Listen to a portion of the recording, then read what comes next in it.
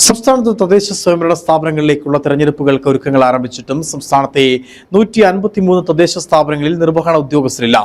142 ഗ്രാമപഞ്ചായത്തുകളിലും 11 മുനിസിപ്പാലിറ്റികളിലുമാണ് സെക്രട്ടറിമാരില്ലാത്തത്. Assistant സെക്രട്ടറിമാർക്ക് അധിക ചുമതല നൽകി സർക്കാർ പ്രതിസന്ധി തരണം ചെയ്യാൻ നോക്കിയിട്ടും ഓഫീസുകളുടെ പ്രവർത്തനം കാര്യക്ഷമമായില്ല. ഇതാകട്ടെ വോട്ടർ പട്ടിക ഉൾപ്പെടെയുള്ള പ്രവർത്തനങ്ങളെയും സാരമായി ബാധിക്കും.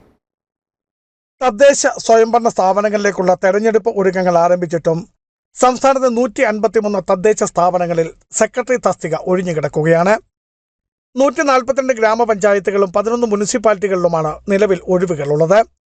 വോട്ടേഴ്സ് ലിസ്റ്റ് പുതുക്കൽ ഉൾപ്പെടെയുള്ള ജോലികളുടെ പ്രധാന ഉത്തരവാദിത്തം ഇലക്ടറൽ രജിസ്ട്രേഷൻ ഓഫീസർ കൂടിയായ പഞ്ചായത്തിലെയും മുനിസിപ്പാലിറ്റിയിലെയും സെക്രട്ടറിമാർക്കാണ്. അസിസ്റ്റന്റ് സെക്രട്ടറിമാർക്ക് അധിക ചുമതല നൽകിയാണ് പലയിടത്തും ഓഫീസ് പ്രവർത്തനമെങ്കിലും ഇതുകൊണ്ടും പ്രവർത്തനങ്ങൾ കാര്യക്ഷമമാക്കാൻ കഴിഞ്ഞിട്ടുമില്ല. പഞ്ചായത്തുകളുടെ ഭരണ നിർവഹണ ഉദ്യോഗസ്ഥനാണ് സെക്രട്ടറി.